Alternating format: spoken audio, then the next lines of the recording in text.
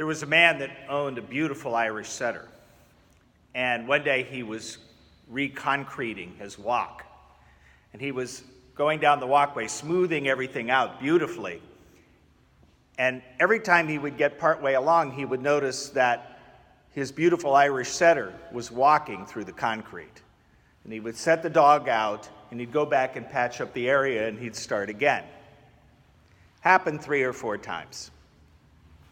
Next day, his neighbor comes by, and he sees this beautiful walkway.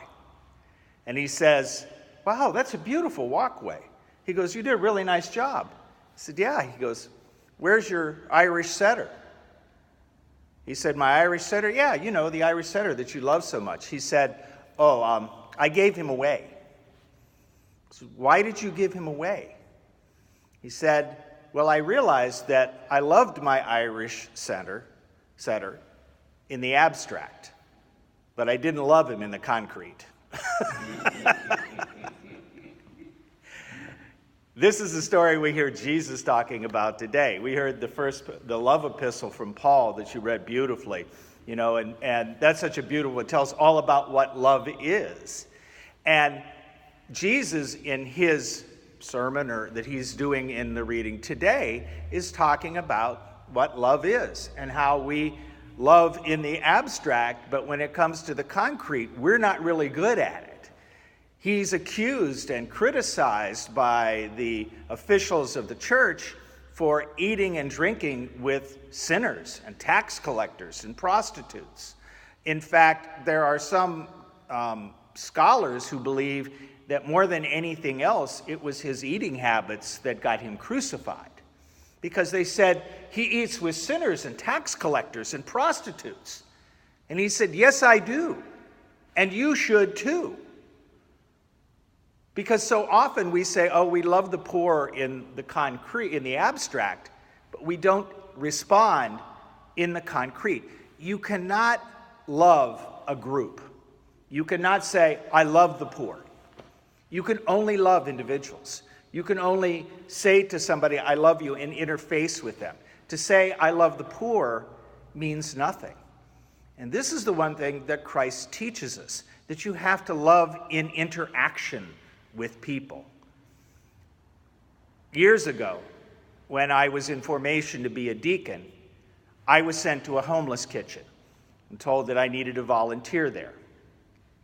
So they put me behind a table serving food, and I had a number 4 scoop and a ladle. And I was really good. I got to the point where I could make a perfect dome of potatoes and put just the right amount of gravy so it was perfectly covered. And I was so proud of myself because here I was serving the poor. I wasn't talking to anybody. I was just putting potatoes on a plate and gravy on top of it. And the man that was running the kitchen comes over to me and he says, "Put those down. I'll get somebody else to do that. I need you to do something for me." I got, "Oh, wow, I'm getting promoted already. I did such a good job with the potatoes." And he took me aside and he said, "I want you to go get a plate of food." I said, "Oh, I'm not hungry." He goes, "No, I want you to go get a plate of food." So I went and got a plate of food. And I said, "Now what?" And he said, "I want you to go over to that table and sit down and eat." And I said, "You mean the empty table?" And he said, "No, I want you to go over to that table, which was full of homeless people. And I want you to sit there and eat." "That table?" "Yes, that table." "The one with the homeless people?" "Yes, that table." And so I took my plate and I was walking over to the table and I looked over and discovered that I had been replaced by 2 Cub Scouts, one with a ladle and one with a scoop. And I sat down at this table and talked to these people. And at first, a couple that I thought were like husband and wife, or at least together as a couple, turned out to be brother and sister. And they started, as we talked and chatted, telling me their story. They were living in a boxcar, in a storage container, that the owner knew they were there, but just didn't say anything. They had owned a house at one time, but because of a medical situation and a lost job, they lost the house.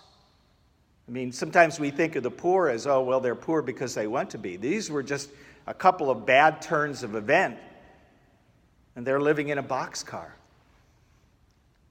And so I went back week after week, and every time I picked up my plate and I sat at a table full of homeless people and ate with them and learned their stories. Christ tells us we cannot love people in the abstract. We can only love them in the concrete. And so we're called to sit down with the homeless, the needy, the indigents, the prostitutes, the sinners, the people that nobody else would want to sit down with, and eat with them. Because if we're going to love them like Jesus did, that's the only way we can do it.